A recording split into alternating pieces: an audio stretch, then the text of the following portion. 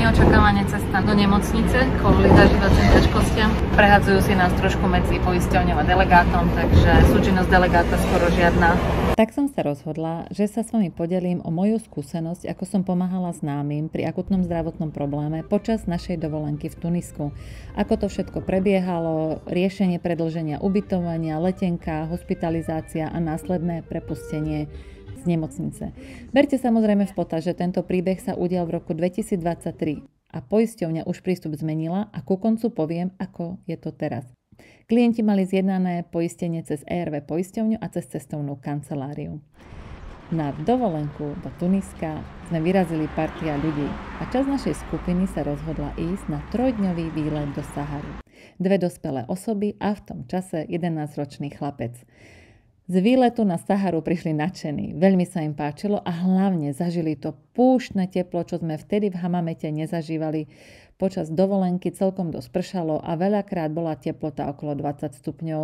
Čo sme zistili, že vraj sme chytili veľmi nezvyčajné počasie na Tunisko, že moro nebýva takéto rozbúrené ani tie výkyvy počasia. Takže chytili sme zvláštny studený cyklus. Dneska je to, keď to zafúka na prehod. Občas aj 18. Z výletu sa vrátili deň pred odletom a v noci pred odletom dostalo chlapcovi zle. Zvracal a mal hnačku a bol to taký ten stav, že nevedel opustiť záchod a pred sebou držal vedro. Keďže nevedeli po anglicky a vedeli, že robím v cestovnej agentúre a viem po anglicky, požiadali ma o pomoc. Dovtedy som nikdy nemusela riešiť takúto situáciu. Prv samozrejme kontaktovala delegáta, lebo im bola slúbená súčinnosť, pretože cestovné poistenie mali kúpeno cestovnej kancelárie. Delegátka im poradila, nech kontaktujú poisťovňu a že oni povedia čo ďalej. Poisťovňa reagovala rýchlo, poslala kontakt na stredisko, kam majú ísť, aby tam chlapca vyšetrili a že majú ísť pred hotel a zobrať si taxík. Volali delegátke, aby im pomohla, že nevedia po anglicky a čo v nemocnici. A to bol moment, kedy už kontaktovali mňa, pretože delegátka nechcela prísť a povedala, že vie len pomôcť tak, že proste si majú ísť zohnať taxík a že ona vybaví veci s hotelom a s letenkou. Taxík sme bez problémov našli pred hotelom, zobrali nás do nemocnice. Pozor, taxík nedáva bloky, ale je cesta, ako to vie poisťovňa preplatiť, ktorú vám poradím na konci videa.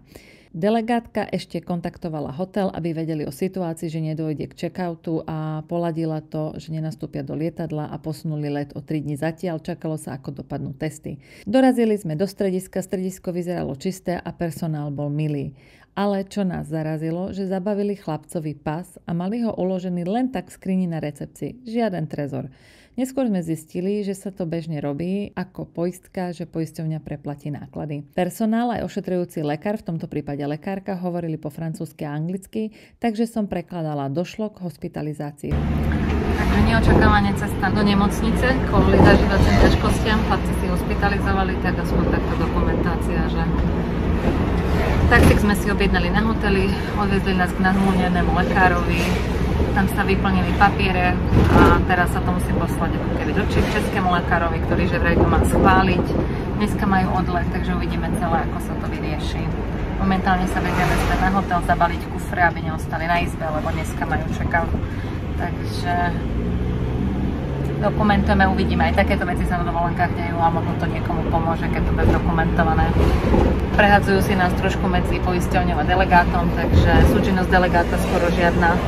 Ešte, že viem po anglicky a lekárka hovorí po anglicky. Nemocnica je čistá, v nemocnici majú Wi-Fi, takže to je dobré. Taxikári milí, počkal si na nás. Taxameter mu išiel, keď sme vystupovali, bolo 10, teraz je 21 dinárov, takže niečo si za to čaká, nezaplatíme, ale nemuseli sme pred nemocnicou naháňať ďalší taxík. Takže tak, zážitok z Tuniska za Mametou. Mamet je inak obrovský a ideme pozerať von oknom, keď nás dovezie. Hospitalizovali aj mamu dieťaťa, izba bola čistá, dostali napiť a najesť a v nemocnici bola celkom rýchla Wi-Fi, čo dosť zlacnilo telefonáty medzi nami. Celkovo som mala zo začiatku pocit, že si nás prehadzujú ako horúci zemiak. Známa čakala, že jej delegátka pomôže viac, hlavne keby tam bola sama s dieťaťom. My sme jej po hospitalizácii priniesli veci a pre malého plišáka. Denne sme chodili do nemocnice, či má všetko a tiež som tam bola, keď ich prepúšťali. V deň prepustenia sme museli sedieť v izbe, kým poisťovňa nezaplatila za hospitalizáciu, čo sme museli pourgovať, ale zaplatili. A potom až vrátili pas. Úprimne to bol celkom nepríjemný pocit, že zadržali pas. Ale niekoľkokrát sme si to overovali aj u poisťovne a povedali nám, že to je bežná prax v Tunisku. Nevieme, či to tak je, ale v tomto prípade to tak bolo. Nakoniec všetko dobre dopadlo. Tak nás pustili!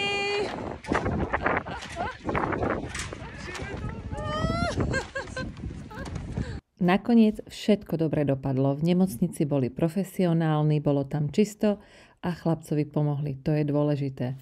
A ešte ako bonus si užili jeden deň dovolenky, ktorý vyšiel tak, že bol slnečný a úplne pohodový.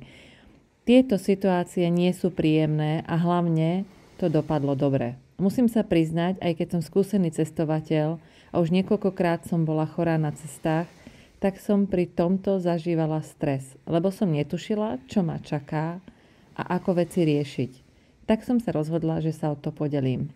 Odtedy poisťovňa zaviedla novinku, že máte českého lekára na telefóne 24 hodín denne a tiež, ak ste v nemocnici, zamestnanec poisťovne vám bude tiež prekladať a hovorí vo viacerých jazykoch, alebo majú tam viacerých zamestnancov, vedia fakt rôzne jazyky. Toto nie je novinka, to už ako fungovalo v tom roku, ale známa po tej skúsenosti s delegátom a chladným úvodným odporúčaním poisťovne zožnite si taxík, tak nejak už volala mne o pomoc a ja som bola vďačná, že môžem pomôcť. Známa nič extra okrem taxíkov neplatila, všetko uhradila poisťovňa. V skratke, ako to prebiehalo alebo čo robiť. Ak vám zostane zle, kontaktujte poisťovňu, aby vám povedala, aký je postup. Kontaktujte delegáta, nech má prehľad o situácii, prípadne zariadi veci s hotelom a letenkou. Na recepcii medicínskeho centra vyplníte formulár, zoberú vám pas a vezmú vás na vyšetrenie. Výsledok vyšetrenia konzultujú s poisťovňou a čaká sa na schválenie navrhovaného postupu.